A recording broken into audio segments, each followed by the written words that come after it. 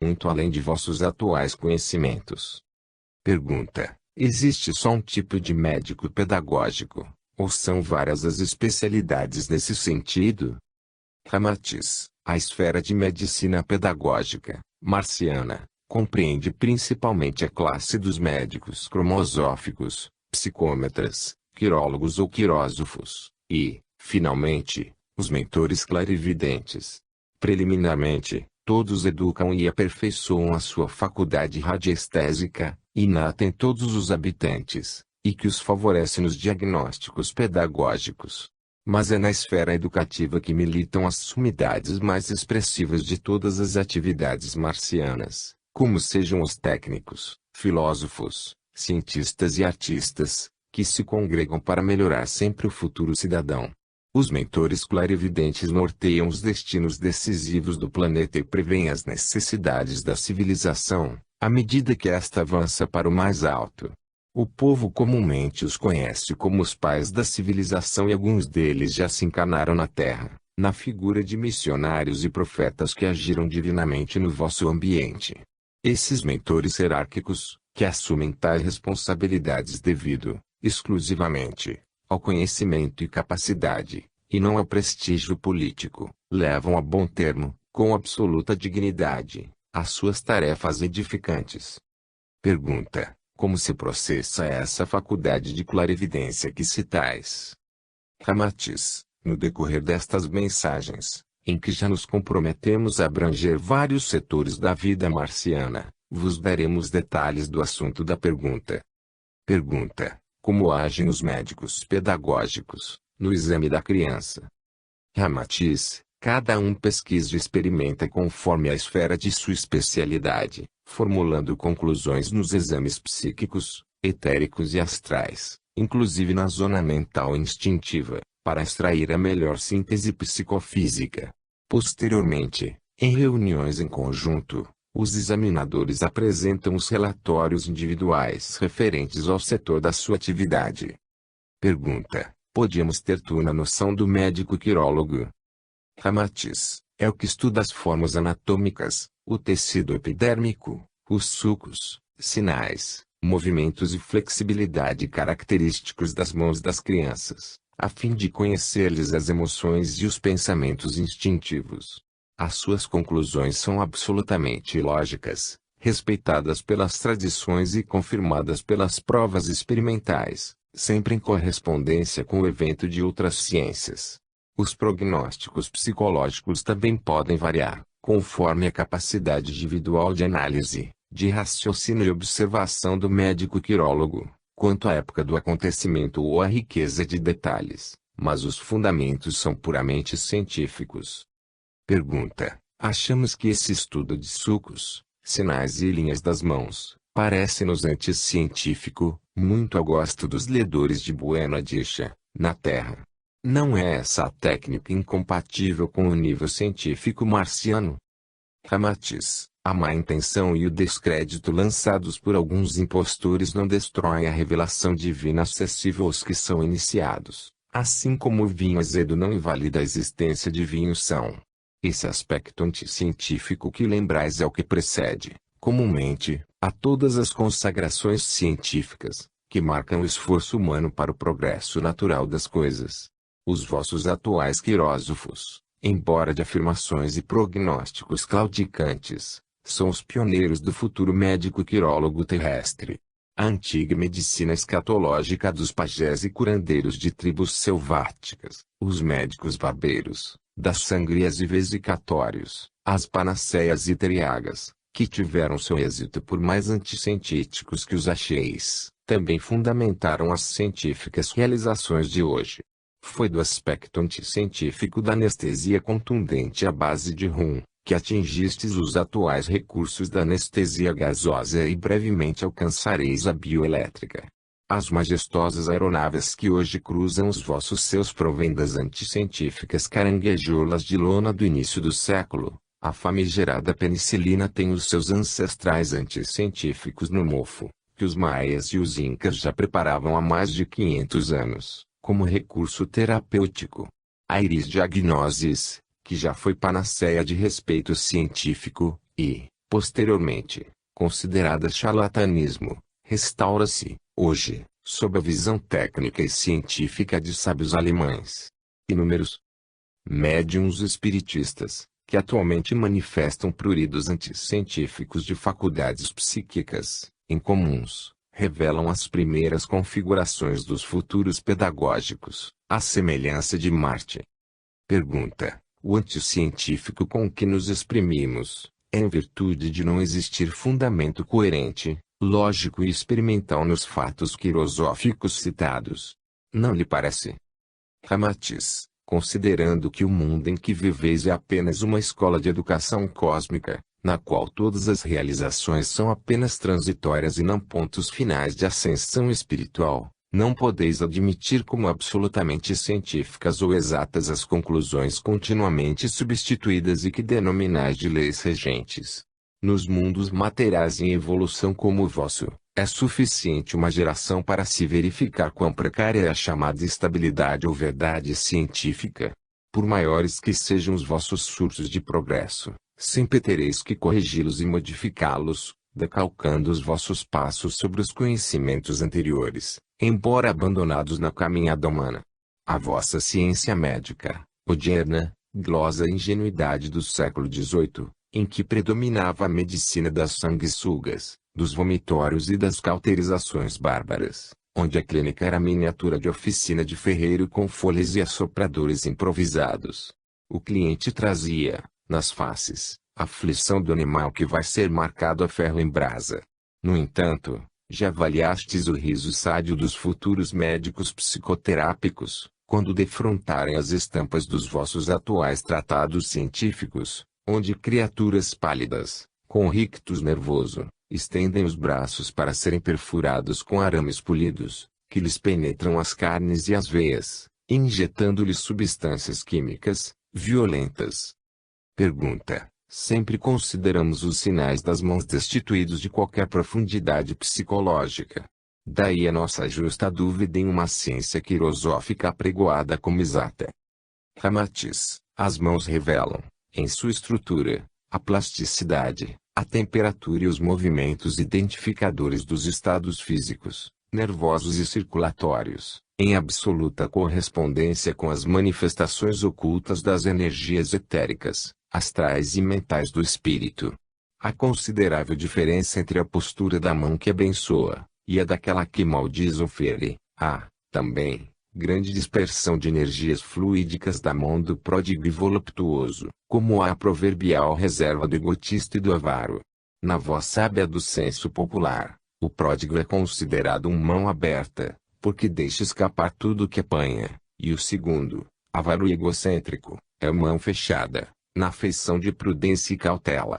Há criaturas de cujas mãos flui um alento criador, que aviva e renova o que tocam, consideradas mãos benéficas, favoráveis para o plantio, postura de aves e poda vegetal. Outras, infelizes, exsudam fluido doente por onde passam, ficando estigmatizadas de mãos ruins. A cólera contrai os dedos, crispa-os, o júbilo, a alegria os afrouxa, a meditação atua inconscientemente nas mãos, motivo pelo qual o pensador foi sempre estruturado com a cabeça apoiada na mão cismadora.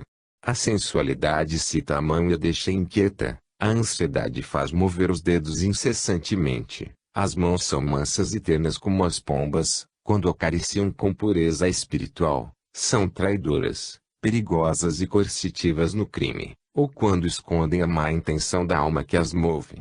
No dizer bíblico, Deus pôs o destino do homem em suas mãos, advertindo que toda atividade emocional e psíquica deixaria nesse apêndice humano a sua marca, o seu selo definitivo.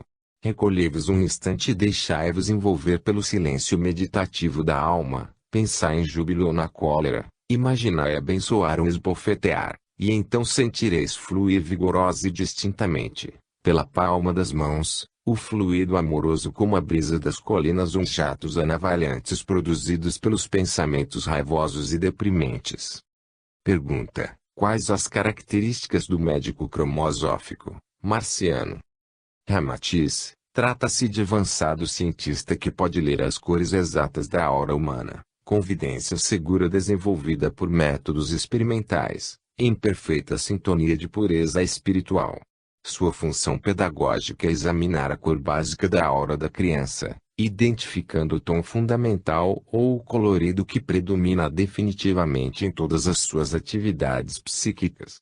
Além de conceituar o conteúdo psicológico, cabe-lhe, também, ajuizar e avaliar as tendências emotivas da criança, através da observação de outros matizes de cores acidentais que surgem sobre o colorido fundamental.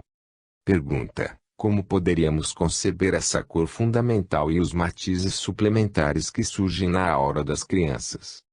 Ramatiz: considerar uma criança, cuja cor áurica predominante seja um carmim rosado, puro, brilhante, que envolve completamente, mas pintogado de nuances, pontos ou bordas de outras cores.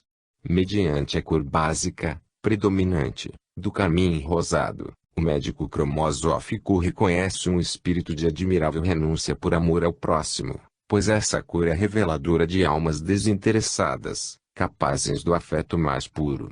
Identifica-se por esse colorido rosa carmim, translúcido e imaculado, um caráter espiritual completamente devotado ao amor. Quanto aos demais matizes inconstantes, que perpassam sobre o fundo carmim rosa, revelam os estados de alma, que acidental e emotivamente podem acionar o espírito.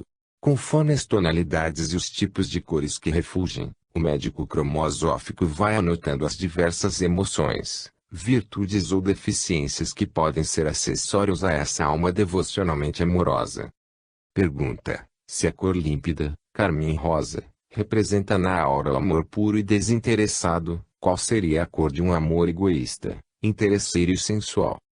Ramatiz: quanto mais puro é o amor, tanto mais brilhante, límpido e translúcido será o carmim rosa que o identifica.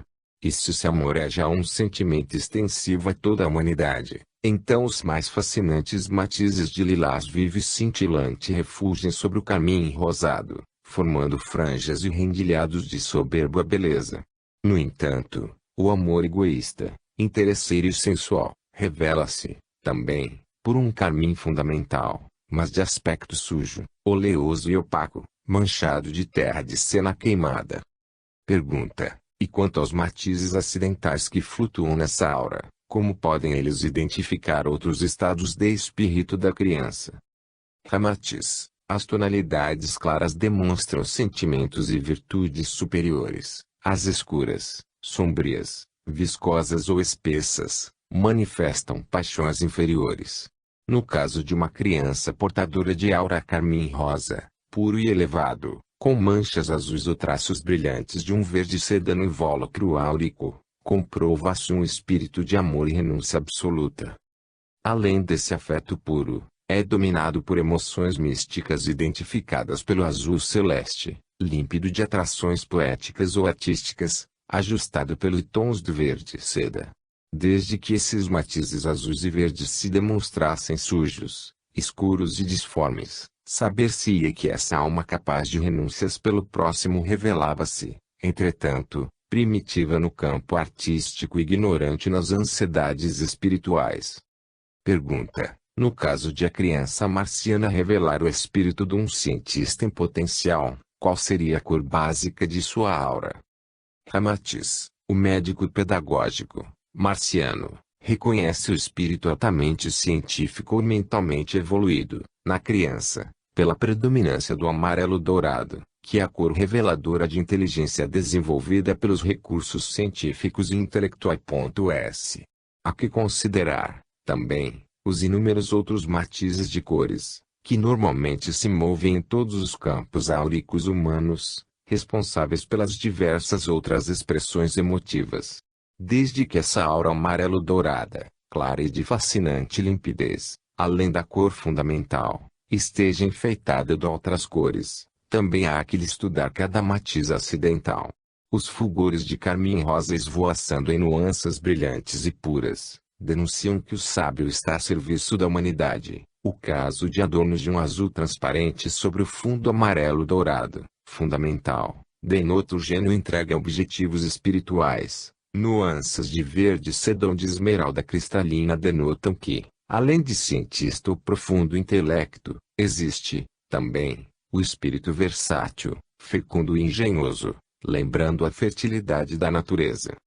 Pergunta: obviamente, se a criança marciana é um espírito científico, porém, afeito ao egoísmo, interesse e má intenção, essas cores todas tendem a escurecer e manchar.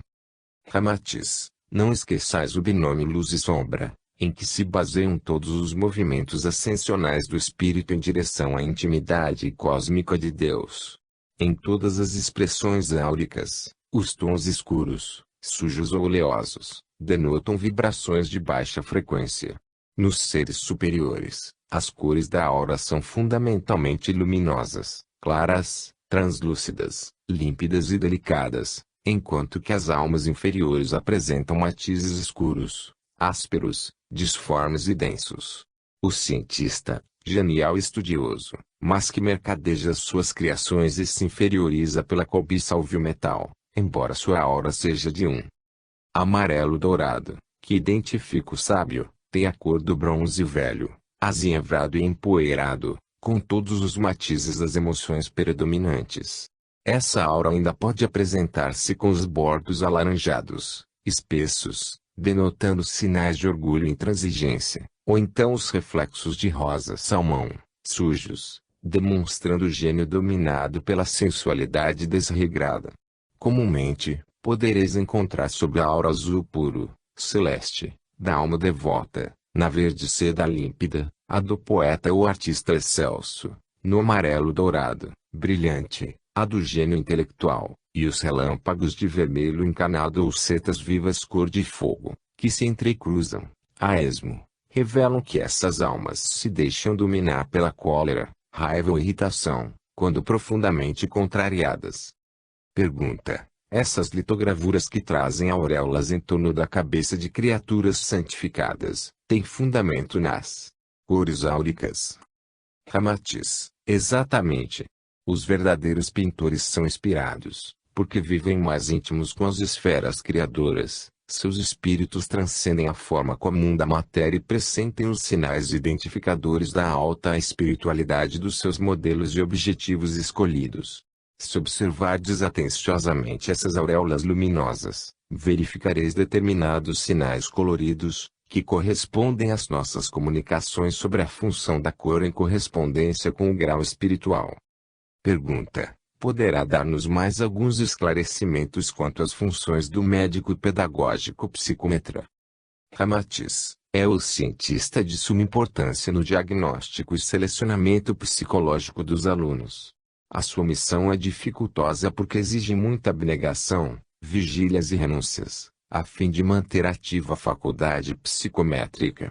Cumpre-lhe a função principal de ler a aura do aluno e conhecer-lhe as deformidades psíquicas, oriundas de existências anteriores, seja de vidas marcianas ou de reencarnações sucedidas em outros mundos inferiores. Se vosso mundo, Freud, além de psicanalista, fosse um psicômetra, teria garantido absoluto êxito à psicanálise, em virtude de saber exumar da intimidade do espírito os seus peculiares complexos pré-reencarnativos. Pergunta: como se processa essa leitura de aura, no processo de psicometria? Ramatiz: mediante um objeto, ou medalha chamada talismã pré-reencarnatório, ou seja um elo psíquico, que pertenceu à própria alma da criança em suas vidas anteriores. O psicômetra ausculta o passado e reconstitui fatos, emoções, recalques e complexos que dominaram o psiquismo do examinado. O talismã é apenas um objeto material, cuja aura etereoastral foi devidamente preparada para funcionar como condensador vibratório dos acontecimentos circunscritos às vidas continuadas do espírito. A própria Terra pode ser considerada um objeto material, circunscrito por uma aura etereoastral, na qual se conservam fixadas desde as ideias mais sutis ou singelo ondulado uma folha, até as imagens dos mais extraordinários acontecimentos coletivos da humanidade. O médico psicometra é o responsável pela história pré-reencarnativa da criança, contribuindo, valiosamente, para que se estabeleça o diagnóstico definitivo procedido pela Junta de Investigações Psíquicas dos estabelecimentos escolares. Pergunta: em que se resume o diagnóstico final da Junta de Investigações Psíquicas? Ramatiz: é a conclusão definitiva procedida pelos médicos pedagógicos, como assunto rotineiro dos períodos escolares.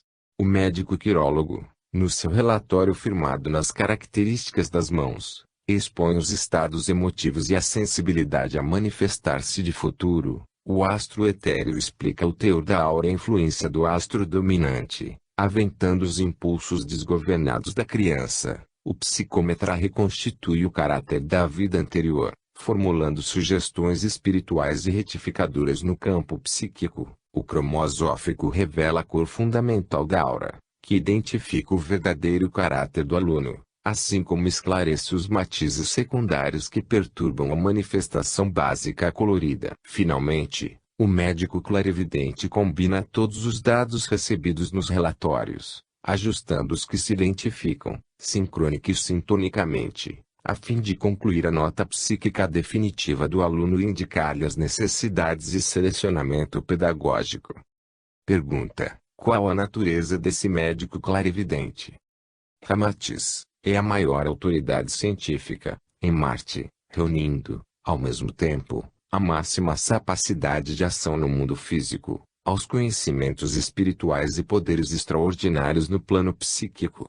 Espírito eleito para o cargo, quando, ainda em liberdade espiritual, antes do reencarne, é mentalmente desenvolvido e de completo autodomínio, capaz de agir além das próprias fronteiras mentais do plano em que vive.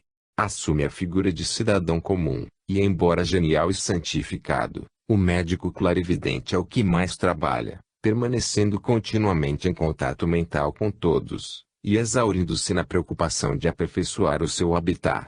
Responsável pela última palavra no diagnóstico das crianças, enfeixa em suas mãos os relatórios dos demais médicos e estruturas diretrizes para modelar eficientemente os futuros cidadãos marcianos. Pergunta: podemos presumir a existência de cidadãos terrestres, no nível do médico clarividente de Marte? Ramatiz: sim, pois espíritos desse quilate convivem em todas as civilizações, a fim de conduzirem mentalmente as almas para objetivos superiores. No vosso mundo, no entanto, eles trabalham ainda silenciosamente, protegidos das vistas profanas que os perturbariam em seu sagrado serviço de libertação espiritual. Quando os terrícolas puderem manifestar os princípios superiores dos marcianos, os mestres reencarnados no orbe poderão surgir à luz do dia, e sem o receio de fanáticos adoradores ou ridículos profanadores. 7.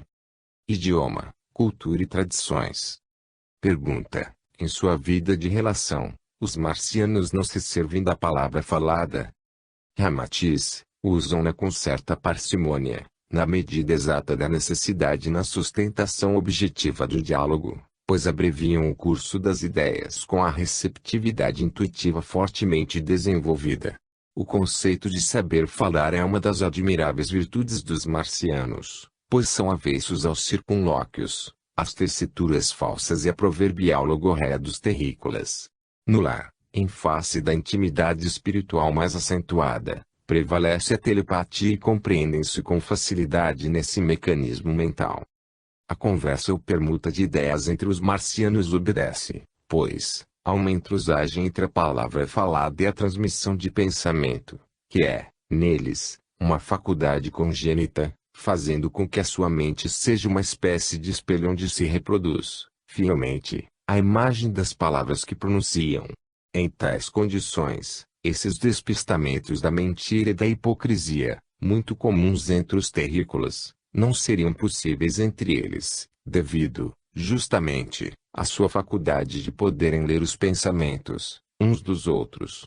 E na realidade, semelhante atributo, por ser um recurso comum a todos, é uma prova significativa da alta evolução da humanidade marciana, pois se Deus, ainda que por pouco tempo, concedesse esse privilégio aos habitantes do vosso orbe, as suas consequências morais e sociais seriam de tal modo catastróficas, que produziriam extra GUs idênticos aos causados por um terremoto cujas proporções calamitosas repercutissem em todos os quadrantes do planeta. Pergunta: qual o idioma falado em nosso mundo, que mais se aproxima do linguajar marciano? Ramatiz: seria o tipo de linguagem com raiz nos chamados mantras iniciáticos do idioma mantrânico, remanescente dos povos lemurianos e atlantes. Pergunta: por que essa denominação de idioma mantrânico? Ramatiz: em virtude de mantran ser uma palavra que os povos orientais adotam para definir concentração numa ideia que deve ser bem fixada na mente. A linguagem dos marcianos é, pois, um tanto meditativa porque eles conhecem o poder extraordinário do pensamento, bem como os efeitos ou perigos da palavra imprudente. Atendem, profundamente, ao sentido psíquico, intelectual e espiritual que a palavra deve refletir na mente de quem a ouve. Pensa antes de falar, quer nos parecer um conceito de indiscutível origem marciana. Pergunta: qual a letra alfabética de nosso mundo, cuja fonação tem a maior similitude com os sons que compõem as palavras da linguagem marciana? Ramatiz: quando visitamos Marte, em espírito, notamos que a letra K, entrosada na letra A, predominava constantemente na troca de palavras fônicas. Pronunciavam-na aberta, mas alongando a sua sonoridade. Pergunta: essa linguagem é rica de vocábulos capazes de atenderem às exigências da linguagem de uma humanidade? Ramatiz: falam um idioma cujas palavras ou vocábulos exprimem muitas ideias. Acresce, ainda, que a faculdade telepática reduz a necessidade de um vocabulário demasiado extenso. Pergunta: como compreendermos essa exiguidade de palavras que, no entanto, condensa longas frases ou muitas ideias? Ramatiz: é uma concisão vocabular decorrente do grau de evolução espiritual e que alcançareis no futuro, à proporção que evoluirdes, pois, à medida que a alma se espiritualiza moralmente, ela abrange maior área da vida cósmica em todos os sentidos, e por isso, a linguagem vai se tornando insuficiente para atender à multiplicidade de expressões mentais, cada vez mais complexas. Tal como aconteceria se o antiquado carro de boi tivesse de atender às mutações rapidíssimas da vossa vida moderna. Pergunta: como compreender esse ajuste da linguagem às necessidades novas no paradoxo de redução vocabular? Ramatiz: na intimidade do espírito está sempre operando a vontade e a sabedoria do Criador, no sentido de conduzir tudo e todos sempre do pior para o melhor, e do imperfeito para o mais perfeito. Aliás, em vosso mundo atual, já estás adotando uma série de legendas e denominações abreviadas, que significam ou definem muitas frases ou ideias, aliviando, assim, a mente do século atômico, já atravancada de excessos de memória.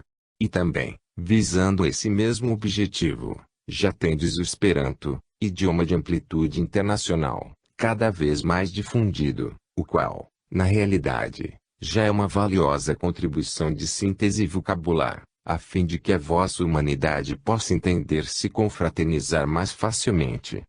Pergunta: gostaríamos de um exemplo simples, comum, com que pudéssemos avaliar a redução de frases na linguagem, mas abrangendo uma ideia ampla. Ramatiz: as exigências da vida atual, na sua complexidade e rapidez de acontecimentos, induzem-vos à abreviação do que é menos importante. Essa abreviatura passa a fazer parte integrante definitiva da linguagem sem que percasa a extensão da ideia nas relações costumeiras.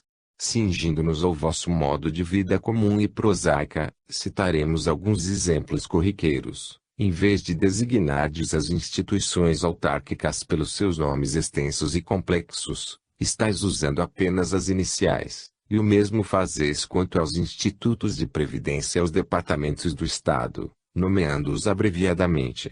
Também, nos desportos, abreviais as longas denominações associativas e seus departamentos responsáveis, tendo criado um novo padrão linguístico composto de abreviaturas que definem maior quantidade de ideias. É o que ocorre, mais ou menos, com os marcianos. Usam uma simples palavra à semelhança dos sinais gráficos da taquigrafia que representa um grupo de ideias correlatas. Pergunta: Os marcianos usam escrita semelhante à nossa. Ramatiz. Escrevem com muita rapidez, por sinais combinados, semelhantes aos da taquigrafia, a fim de poderem atender à multiplicidade de pensamentos que lhes é comum e dominante.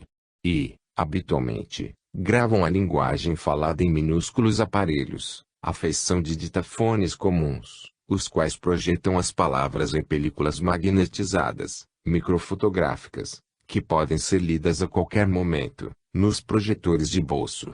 A visão marciana, graças à disposição de mobilidade sui generis, da retina, permite leituras microscópicas dos aludidos projetores portáteis. Pergunta: podem fazer-se correções nessas cintas microfotográficas? Ramatiz: da mesma forma como fazeis nas fitas magnetizadas dos vossos gravadores de sons. Pergunta: existem outras maneiras de escriturar seus pensamentos? Ramatiz: os escritores, autores, cientistas, relatores ou técnicos que desenvolvem labores intelectuais de responsabilidade recorrem, comumente, aos heteroprojetores, maravilhoso aparelhos sem analogia no vosso mundo, pois capta todas as ondulações emitidas pela mente de quem pensa e, ao mesmo tempo, projeta sinais gráficos em telas apropriadas e facilmente reconhecíveis dentro do código pré-estabelecido. Esses heteroprojetores atuam no campo etérico, na zona etérica, na zona vibrátil do astral, onde as emoções assumem as formas mais exóticas e os pensamentos emitem cores sob configurações excêntricas. E mediante uma técnica especializada, os cientistas identificam com facilidade os sinais gráficos gerados pelas mais sutis nuances do pensamento. Pergunta: qual o aparelho terreno que nos pudesse ajudar a compreender a verdadeira natureza desses heteroprojetores? Ramatiz: a televisão em sentido inverso. Esta se processa pela projeção de pontos que terminam compondo imagens, graças à disposição peculiar da visão humana. No entanto, os captadores mentais etéreos penetram na profundidade do éter, apanham as imagens em projeção no campo astral e as dissociam em pontos que se projetam nas telas apropriadas. Conforme a natureza e disposição desses pontos, os observadores fazem a leitura do pensamento próprio, ou de outros que se submetem à experimentação. Brevemente, conforme pudemos constatar, a ciência marciana concluirá a nova configuração de projetores etereomentais, que poderão desenhar na tela vítrea as formas exatas das concepções mentais. Preocupam-se, no momento, esses avançados técnicos marcianos, em transferirem do mundo imponderável para o campo objetivo da matéria as conformações do pensamento em suas cores fundamentais. Pergunta: quais os obstáculos maiores, para que as imagens dos pensamentos emitidos no astral possam ser projetados nas telas vítreas? Ramatiz: no mundo astral as cores diferem grandemente de suas congêneres no mundo material, pois, na realidade, o mundo físico é um aspecto exterior do mundo interno astralino. Há imensa dificuldade de interpretar, num campo objetivo, o conteúdo exato e psicológico das cores captadas para o plano de formas. Há tons inimagináveis, movediços, desconhecidos para os olhos mais sutis. O simples vermelho, no astral, junto à crosta do vosso mundo, pode apresentar 277 tons entre o escuro intenso e outro extremo claro, quase apagado. Acresce que o mundo astral que rodeia Marte, por ser este um orbe superior, também é mais sutil e rico de expressões inconcebíveis ao homem comum. Hão de decorrer ainda muitos anos, até que a própria ciência marciana consiga captar, no astral, as cores em sua intimidade exata. Pergunta: para nosso entendimento comum, gostaríamos de apanhar essa operação de imagens do astral que, projetadas no mundo material, definissem um modo de pensar. Será possível dar-nos um exemplo? Ramatiz: suponha um pensador marciano mediando sobre um conceito devocional, com conhecimento de causa e elevada emoção, em torno de sua mente, no astral, forma-se um delicado cone em cor azul clara, cujo ápice radiante se expande em luminosidade para o alto. Em face da longa experimentação dos cientistas no assunto, assim que o cone fosse projetado na tela vítrea, material, saberiam que se tratava de um pensamento devocional puro de ordem ascensional e repleto de amizade, em face da forma de um cone se afinando. Esse cone irradiando luz de cor azul clara revela sempre um sentimento espiritual religioso, sincero e casto. O mesmo cone, em um vermelho vivo, afogueado, revelaria ansiedades sensuais; num verde seda, aspirações pela natureza; num amarelo claro, dourado, aspirações intelectuais. Naturalmente, apenas vos expomos um exemplo compatível com o vosso mundo. Pergunta: em referência à captação de pensamentos no sentido de identificar a substância do seu teor moral, entre nós, já foi lançado um aparelho destinado a essa função, o qual temos visto citado como identificador da verdade ou detector de mentira. Aliás, já tem sido usado em investigações isoladas. Tais aparelhos têm algum mérito que imponha confiança? Ramatiz: todas as conquistas avançadas da ciência começam por tentativas de resultados quase sempre deficientes. E os aparelhos que referis já constituem um esforço apreciável nesse setor. Porém, no futuro, conseguireis fotografar e definir as vibrações pensantes de manifesta efervescência, tais como o ódio, o remorso, a culpa, etc. Semelhante conquista, aliada à nova ciência que reconhecerá a telepatia e a psicometria como veículos de absoluta confiança, constituirão um processo normal de biotipologia criminal, a serviço dos departamentos da justiça. Pergunta: existem escritores, em Marte, explorando assuntos semelhantes aos que, comumente, são considerados na Terra? Ramatiz: o sentido literário marciano é essencialmente criador, e só em raras situações os escritores exploram assuntos evocativos. A evocação do passado significa-lhes um saudosismo estático ou inútil. São naturalmente avessos às preguiças das recordações românticas do pretérito. Encaram a vida sempre em sentido dinâmico, criador e em direção ao futuro que é nova oportunidade de renovação. Evocam o pretérito, tão somente quanto aos fatos essenciais ligados às realizações do presente. Desde que o assunto já perdeu sua mensagem útil ao ambiente atual ou como roteiro quanto ao futuro, dispensam-se de evocá-lo. Os escritores preferem temas ajustados às circunstâncias do momento, distanciando-se da ficção ou artifício que ainda é do vosso gosto melodramático. Na maioria, os vossos escritores, distanciados e alheios ao drama social, patético, que os rodeia, estão alvoroçados pela euforia de escrever poemas de circulação doméstica ou obras de ficção, sem substância objetiva, esquecidos das realidades amargas do vosso mundo atual, cujos males têm sua causa na profundidade ou no cerne das consciências. E neste sentido, os que possuem talento dão-nos ideia de atletas vigorosos correndo à caça de borboletas. São poucos os que abrem as janelas do seu gabinete para olharem e sentirem na alma os dramas dos grandes aflitos que vão passando lá embaixo. No entanto, perante Deus, as responsabilidades morais e sociais do indivíduo para com o seu meio estão na razão direta do seu conhecimento. Por isso, aos escritores, especialmente os que se julgam possuidores de atributos que os induzem a pleitear assento no trono da imortalidade convencional e transitória de vossas academias, cumpre o dever de porem o seu mérito a serviço da humanidade, a fim de que, na consciência das gerações pósteras, a luz de tais astros faça jus às bênçãos de Deus e não se apague da memória dos homens por serem símbolos ou expressões valiosas, não, apenas, como literatos, mas, também, como paladinos ou missionários dos ideais sublimes e eternos que aproximam, cada vez mais, a criatura ao seu Criador. Pergunta: quais os assuntos ou temas preferidos pelos escritores marcianos? Ramatiz: quando tecem histórias ou contos, sempre o fazem em sentido criador e endereçados ao futuro.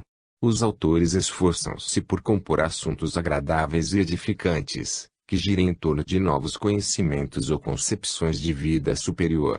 Evitam narrações aventurosas, cuja função seja no conceito comum de passar o tempo, sem substância de uma lição proveitosa ou construtiva. Os dramas passionais, as tragédias repletas de ódios e vinganças não encontrariam eco no leitor marciano, por serem assuntos inexistentes no seu habitat.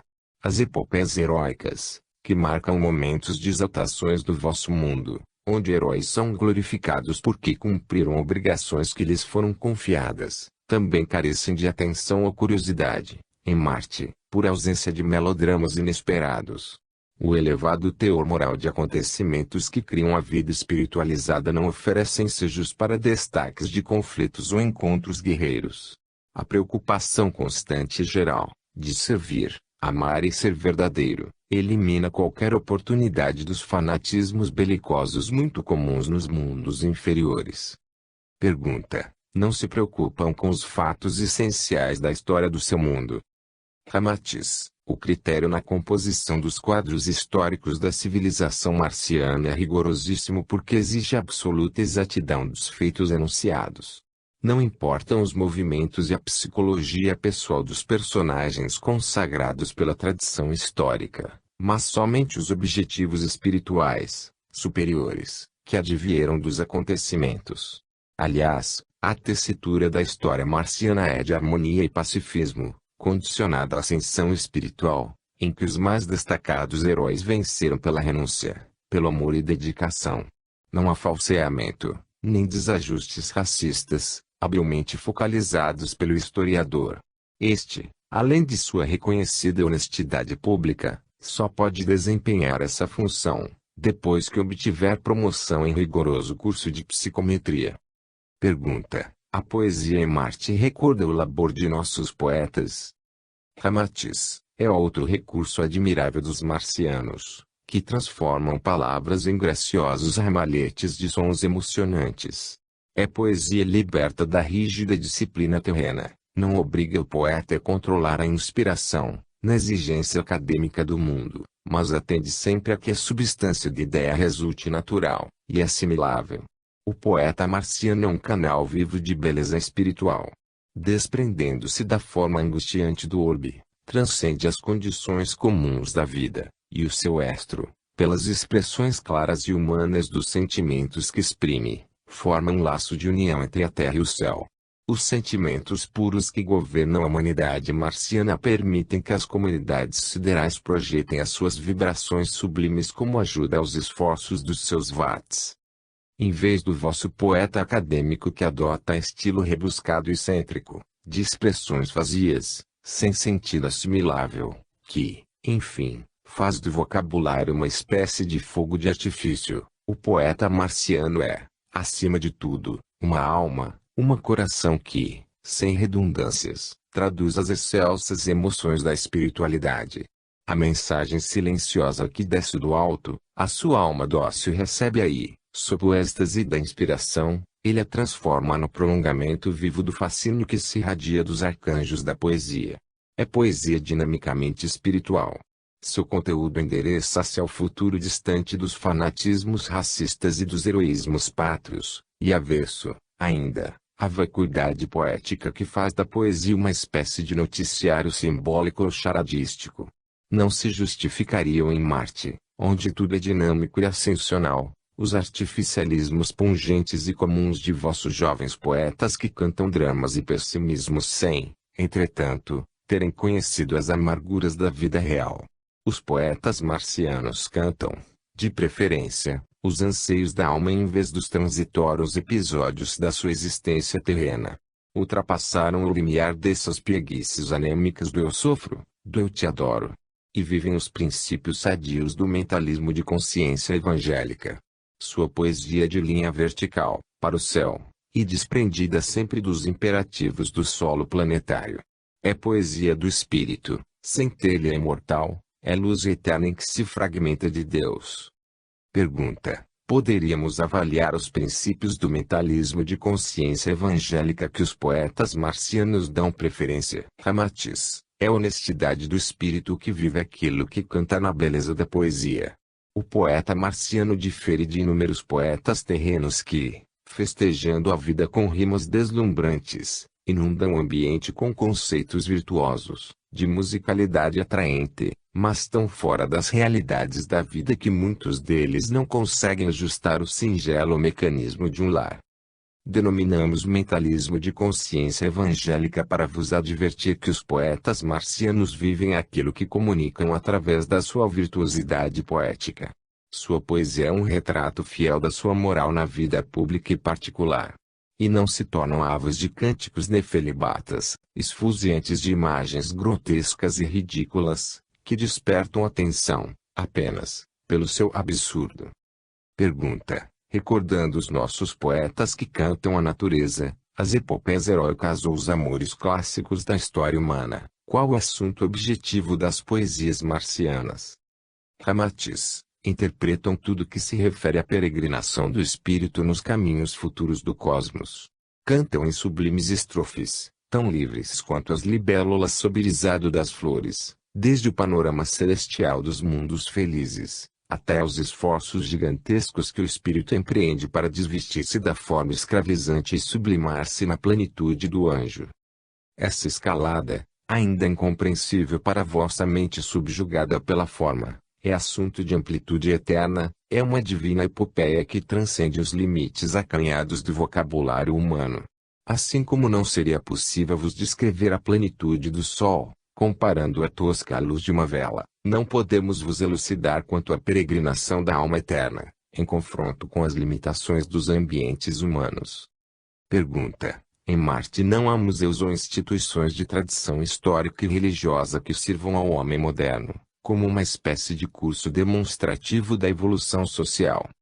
Ramatiz. A clarividência dos mentores da civilização marciana conserva os relatos em dia, os quais, aliados à psicometria, mais ou menos conhecida de todos, possibilita fazer reviver os diversos estágios do passado, numa tradição verbal.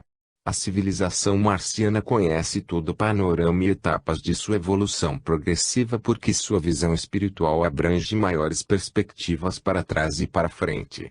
Assemelha-se à criatura que, subindo a um alto pico, vai desvendando, gradualmente, maior extensão da paisagem e estabelecendo confrontos com o que está embaixo, pois, na base da pirâmide só lhe vê um lado e anota as características da massa. No entanto, assim que se coloca no ápice, não somente vê a configuração total da pirâmide, como ainda lhe anota as disposições relacionadas com o meio onde está edificada.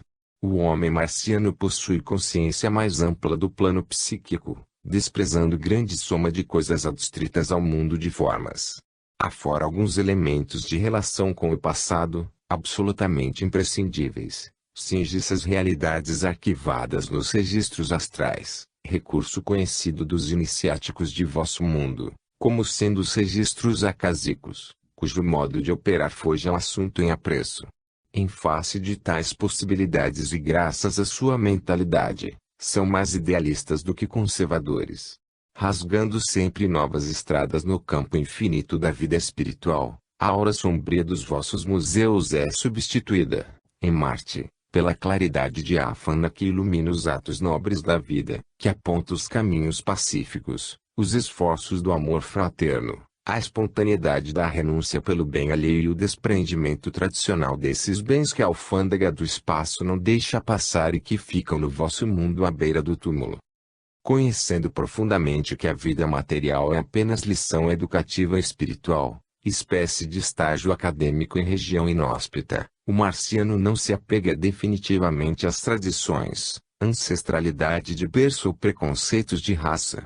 O Museu Marciano é a breve biblioteca que possui, com inteligente parcimônia, exclusivamente aquilo que a mente não pode guardar ou que não convém memorizar.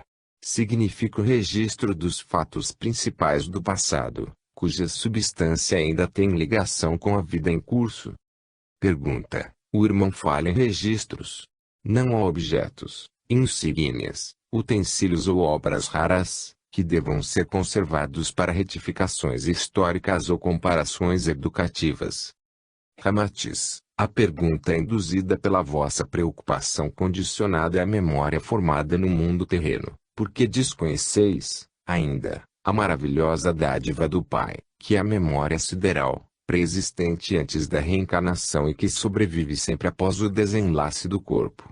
Quando souberdes avivá-la convenientemente, quando puderdes unir num só fio eterno todas as contas que significam cada existência física e que, então, já tiverdes o conhecimento exato que ultrapassa o simbolismo do tempo e do espaço, a vez de prescindir, completamente, dos museus e das preocupações de guardardes provas de vidas transitórias, como são as que viveis nos mundos planetários. E como os marcianos já ultrapassaram o limiar dessa compreensão sideral, pouco lhes interessa um museu travancado de retalhos simbólicos de bandeiras, trajes, armamentos, com decorações e acessórios que atestam a belicosidade de mundos como a Terra. E uma vez que os marcianos vivem como verdadeiros irmãos sob os preceitos crísticos, e, por conseguinte, não têm adversários, nem traçam fronteiras racistas entre as suas comarcas, também não se justificaria entre eles a consagração de heróis que conquistaram louros em lutas sangrentas. A inexistência de fronteiras adstritas a nacionalismos territoriais exterminou o superficialismo de quaisquer símbolos, representando pedaços de terra.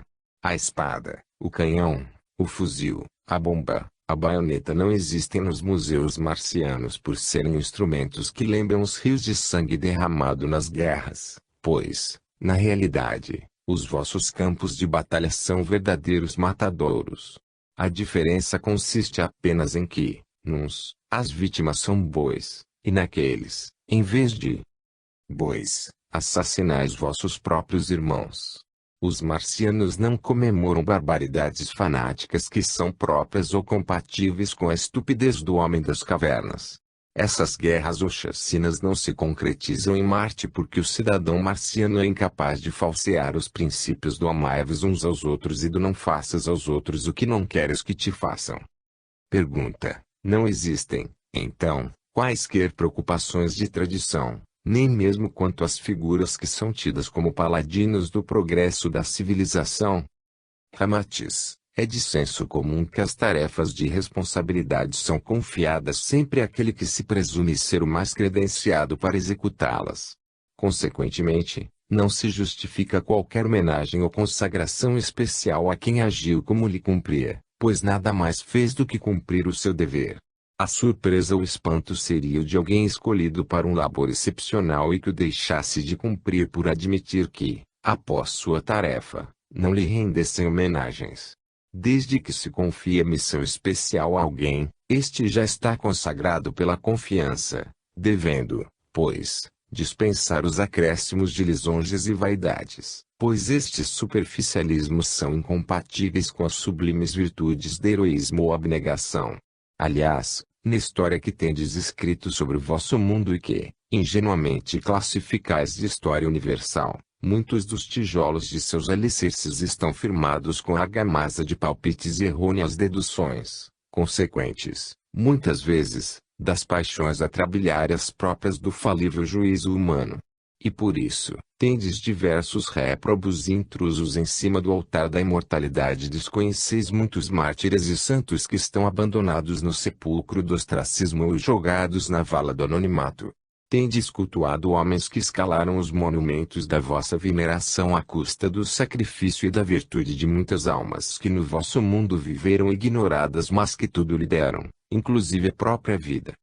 Pergunta: embora contrariando o espírito pacífico marciano, creio, irmão, que não devíamos consagrar os patriotas que em lutas, mesmo sanguinárias, arriscaram sua vida para fazer valer princípios melhores do que os que perturbam a paz do mundo. Ramatiz: em Marte não seria considerado heroísmo ou motivo de consagração o sucesso, por mais absoluto, de um comandante num campo de batalha, isto, pela simples razão de que só a um general cabe executar tais tarefas. Desde que foi escolhido por ser o mais credenciado, não mais se justificaria realçar especialmente os seus heroísmos. Em nosso entendimento, no caso em apreço, herói merecedor de uma estátua, deveria ser, por exemplo, o fato de um padeiro ou sapateiro, que vencesse uma batalha sem ser militar. Este, sim, por ser um caso algo excepcional, faria jus a uma excepcional consagração. Por conseguinte, em nosso conceito, o general que até hoje, em vosso mundo, teve méritos extraordinários e ímpares, que fazem jus a uma imorredora e imortal consagração. Foi essa humilde camponesa, Joana d'Arc, que, sendo analfabeta e afeita somente ao trabalho de apacentar cabras e ovelhas, instantaneamente se transformou num general sábio, atilado, destemido e com uma capacidade de comando tão singular que derrotou os exércitos ingleses e salvou a França de ser submetida à colônia da Inglaterra. Joana d'Arc é, pois, sob todos os títulos, o maior general que tem havido no vosso mundo, porque, além da sua ignorância inerente à simplicidade da vida rural, era mulher e tinha apenas 18 anos, e ainda porque a homenagem que lhe prestaram foi consentir que essa heroína, emissária dos céus, fosse torrada numa fogueira. General, enfim, tão sublime, que além de vencer os exércitos ingleses, tem direito à veneração da consciência da humanidade inteira porque, do cimo da sua cruz e já envolta em chamas, exalçou-se a santidade e grandeza do próprio Cristo, na pureza da sua inocência e no exemplo divino do perdão que ela também implorou para os seus algozes. 8. Religião. Pergunta: qual é a concepção a respeito de religião em Marte? Ramatiz: a ciência está absolutamente conjugado à fé. A sabedoria e o sentimento estão intimamente unidos na mais lídima expressão de harmonia espiritual. Todas as conquistas dos marcianos no campo científico são uníssonas no campo da fé. Os sábios marcianos não investigam nem pesquisam a semelhança de alguns cientistas da Terra que, procurando a origem das coisas divinas nas premeditações terra a terra, sistematizam e incorrem na negação inconsciente. A ciência em Marte alenta todos os seus projetos e objetivos com o calor inerente à sua confiança ilimitada nos poderes superiores e diretores da vida cósmica. Pergunta: porventura, há em Marte crenças diversas ou seitas religiosas, como acontece na Terra, defendendo postulados doutrinários distintos ou divergentes entre si? Ramatiz: são diversos os sistemas de devocionamento a Deus, embora todos convergindo para o mesmo objetivo espiritual. Não existem instituições dogmáticas defendendo postulados opostos, em conflito ideológico. Embora se distingam certas preferências de ordem mental, psicológica, estética, climática ou emotiva, a preocupação fundamental entre todos é a prevalência de fraternal unidade na diversidade. Pergunta: poderá citar alguns exemplos mais objetivos, compatíveis com a morfologia do nosso mundo? Ramatiz: não ocorrem diferenças doutrinárias ou interpretações antagônicas da ideia divina. Todos os sistemas religiosos são reencarnacionistas, admitem a pluralidade dos mundos e entram em contato com os espíritos desencarnados. Desaparece o conflito religioso, porque todos devocionam Deus sob o mesmo aspecto do absoluto, o incriado onipotente, acima de qualquer pretensão descritiva. Consideram a mente suprema como sempre existente, sem princípio nem fim, a causa sem causa. Em todo o orbe marciano, a concepção de Deus é uma só, o absoluto incriado Criador. Pergunta: em que sentido diferente de nós? Ramatiz: apenas no processo devocional, que reúne os grupos na conformidade de sua estrutura psicológica mental, emocional ou espiritual. Pergunta: servem-se de cerimônias ou liturgias, à parte, em templos apropriados? Ramatiz: congregam-se em templos, instituições ou comunas religiosas, distintas, entre si, quanto à feição devocional, mas sempre culminando no mesmo objetivo de alcance espiritual. Pergunta: a estrutura desses templos ou instituições religiosas assemelha-se da Terra? Ramatiz: apresenta profunda analogia com a que adotais, exceto quanto ao material empregado, que é a substância vítrea, que lhes dá um aspecto de leveza e elasticidade, destacando-os muitíssimo das catedrais petrificadas e compactas que conheceis. Dispensam, no entanto, a exaustiva ourivesaria de pedra, os bordados excessivos nos granitos que enfeitam os edifícios religiosos terráqueos. A majestosa beleza que se evola de alguns deles depende exclusivamente da estética das linhas arquitetônicas, lembrando sonhos artísticos talhados no cristal colorido. Há, no entanto, Dois estilos que muitos se diferenciam, e que ireis conhecer, com detalhes, no decorrer destas comunicações. Os templos que se referirem mais à emotividade dos marcianos apresentam edificação abobadada, de cúpulas translúcidas e torres que se erguem para o céu, lembrando antenas diamantíferas a captar o magnetismo divino do alto. As instituições devocionais, onde os fiéis se agrupam atraídos pelas